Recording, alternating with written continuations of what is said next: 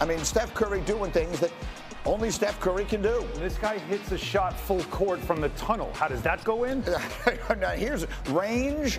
Look at him for days. Warriors a 16-point lead late in the half, and then final seconds of the half, it's Brandon Pajemski. This place since Jimmy Butler got there. He's been tremendous. In fact, last night, 22 points, 6 threes in the first half.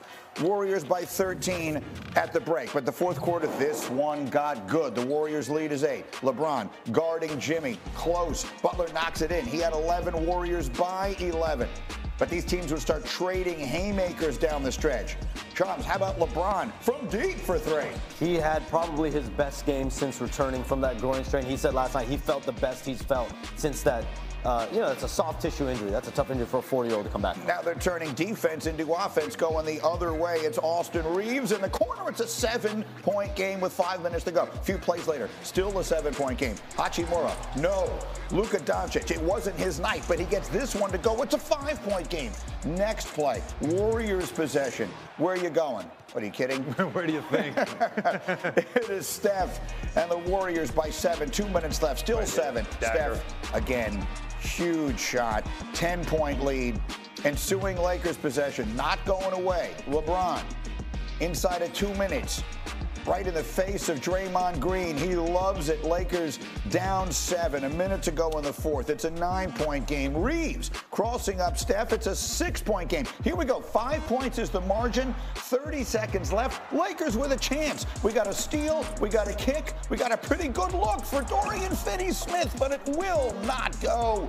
And that was their last best gasp. LeBron would have 33 points. Austin Reeves 31. Steph 37. And the Warriors hold on to win it 123-116. A huge night in the NBA and exactly the game we were hoping these two heavyweights would give us. Let's say it directly. This Warriors team is going to be a tough out in the playoffs. Since Jimmy Butler made his debut on February 8th, Golden State is 20-4, but that's not giving them nearly enough credit.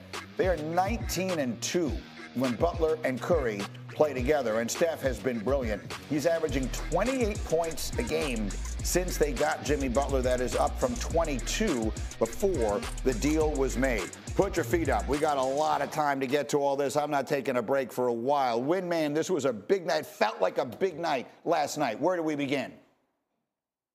Yeah, a huge moment for the Warriors. They were in position where they could really go either way. As well as they've played, there's no margin for error. They're playing the 6th game of a road trip, 14 days in, Greeny. They come into the Lakers. They have been 0-3 against the Lakers this year. They've been awesome on their home floor in crypto, and they deliver an absolute brilliant performance. Steph Curry, 37 points in 34 minutes. What else could you ask for him? And then Brandon Pajemski, who we look at that record with Curry and Butler, but when Brandon Pajemski has been in the starting lineup with Moses Moody and their other big three, these guys are 12-0. Pajemski outplayed Luka Doncic in LA last night. This was a game that in the fourth quarter, both teams were desperate to win, and it was the Warriors that made the bigger plays, and that gets them in great position and buys them some margin for error going into 2 more huge games this week, starting tonight at home against Denver. Jay Will, what was the first thing you said to me in our call this morning about the best player on the floor last night? That it was easily Steph Curry. And this is the best rivalry that we have right now in the NBA between the Golden State Warriors and the Lakers because of the history of LeBron James and Steph. Now, LeBron James did his thing down the stretch that is going to prove to something to be a challenge of Golden State to stop with his size and his physicality. But look, them not having a rim protector, the way Steph is able to space out the floor, the way they're able to utilize him in continuity, and like Wendy said, Pajemski making shots from the outside, carrying the load in the first quarter to keep them in the game. But Steph Curry continues to prove that he is playing at an outer-world pace right now, and he's one of the reasons why people are going to choose him to end up in the Western Conference Finals. Again, Steph with 34 last night, and you were talking to me this morning, Shams, about chemistry. This Golden State team looks like they feel like maybe know that they've got something. Their camaraderie is at a level it had never been throughout the year. And it starts with hope, it starts with optimism, but it starts with little things, like going to soccer games together. It starts with going to dinners together, spending nights out till 3, 4 in the morning for Stephen Curry's birthday party with the big three, Draymond Green, Stephen Curry, and Jimmy Butler, spending that time together. There was trepidation going into acquiring Jimmy Butler. How would he mesh with Draymond Green? How would he mesh with Stephen Curry? He's a different type of player than they've had there, but he's completely bought in and he's completely been able to lead this team. He's made players around him better, and that's something Jimmy Butler's done over the course of his career. And what I saw last night as well is Jonathan Kuminga. The way he played, the numbers speak for themselves. He's closing games for them. That was really their last hurdle, is him. Draymond Green spoke to it after the game, like, we've challenged him. We want him to play in the dunker spot, slashing, cutting. That's really where they feel like he thrives in their offense. He had 18 points and 9 rebounds last night. Yeah, the supporting cast in Golden State. It's amazing how we spent so much time, and for obvious reasons, the Luka trade and what it meant for LeBron, rejuvenating his career and ability to win a championship. But what you're seeing in Golden State is exactly the same thing for Steph Curry and for the Warriors. Is it rejuvenates their ability to try to believe that they can win another championship. They have built a roster with great supporting cast, but now you've got another winner on that team. And what that's done for Draymond Green's attitude and personality and what you see on the floor, they are a much different team.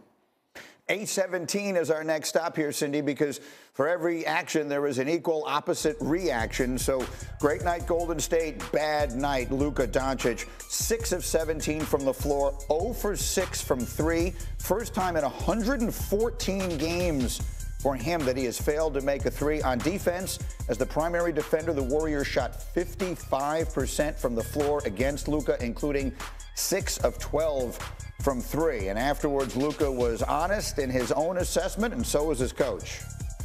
That performance for me is unacceptable. You know, when I play like that, it makes for the team harder to win. So just got to figure that out. Luka just 6 for 17 tonight, and then defensively, it felt like they were targeting him a lot in pick and rolls. What did you make of his night on both sides? Wasn't his night. That's a man of few words, but they're all beauties. Windman, what are the right things to say about Luka this morning? This is exactly the type of game that the Lakers got Luka for, to carry them over the top, and that just didn't happen. And, you know, Austin Reeves was brilliant in this game. He had 20 points in the fourth quarter. LeBron played his best game since he hurt his groin. Far and away his best shooting game in weeks on end. Those guys brought it. Rui Hachimura, brilliant game. When you're going to try to beat the Warriors at this point, in my view, Greeny, the Warriors are basically the number 2 seed in the Western Conference. That's not to insult anybody when you look at their records. But if you're going to try to beat them in a series, you need Luka to be great. And down the stretch of this game, they took advantage of Luka's defense, and he was not able to make any impact on offense. He needed to make 2 plays in the fourth quarter, Greeny, and the Lakers might have been able to get over the hump. He was not a factor, and the Warriors made it very clear. When they play the Lakers, they are going to isolate and target Luka on defense. That is one of the reasons Steph had such a good game, and if Luka can't make up for it at the other end, the math falls apart. Jay, how about Luka? Look, not only yesterday did the stock market take a hit with these tariffs, but also Luka's stock took a major hit. This is a concerning issue, guys, that we've been talking about. If you're going to be a liability on the defensive end, then you need to be prolific on the offensive end. You know, his last 5 games, he's been shooting below 50% from the field, and he's one of the most least efficient volume shooters since he's joined the Lakers. So if you're not going to be prolific and carry the load offensively, teams are going to attack you defensively. And what Golden State did defensively, they didn't play in drop coverage, which allows Luka to be surgical and tactical in his approach, because that's where he can dissect you. They switched everything, and you have bigs on the perimeter guarding Luka, contesting shots late, and that's why his efficiency is low. Jay, your 401k is going to be all right, and so is the future of the Lakers, okay? It's one thing not to worry about is, like, these are games that guys have, stars have. We see it a lot. He had a bad game. That's what JJ said. You try to shoot your way out of it. He couldn't. He wasn't the only one. Dorian Finney-Smith couldn't make a shot either, and that hurt them. The others that we talk about, they've got to make shots in the moment. I still trust Luka Doncic in the 7-game series to not have more than one of these games or any of these games when the lights are the brightest. Some of these shots are open looks that you would expect him to make. He was just off. It was just not a good game, but it's an isolated situation for me. I'm not overreacting to this at all. Alan, it's been multiple games already this year. Trust him for what, Alan? Well, Jay, well, hang on one second. Go ahead, Sean. Yeah, it's piggyback on. It's been multiple games where afterward, Luka Doncic is like, I need to play better. Yeah. I didn't play as well, and that's interesting. I don't know how often we saw that from Luka in Dallas. Never. I think here, I mean, statistically, his lowest points per game since his rookie year. And as a Laker, he's shooting the worst field goal percentage of his career. I'm on the side of the fact that he knows, he's very cognizant where he's playing, where he's at. I expect him to perform better and play better. The pressure thing is the thing after the trade we talked about, how much it's going to be on him, because we all know when things go wrong, it's his fault, not LeBron. Quick final word, Jay, for the moment. Yeah, my question with Alan, he said, I still trust Luka to do what? To get the Lakers to the NBA Finals, the Western Conference Finals? What is your trust level for where that translates to success for the Lakers? All right, hold this thought. That's an excellent tease. We will answer that question, and we'll also ask the question of the day pertaining to Luka and Jimmy as we continue. But there's another huge story today. This is a day that is going to determine the top of the NFL draft. Shedeur Sanders will be front and center today in Colorado as the university hosts its annual showcase today. They don't call it a pro day, but for all intents and purposes,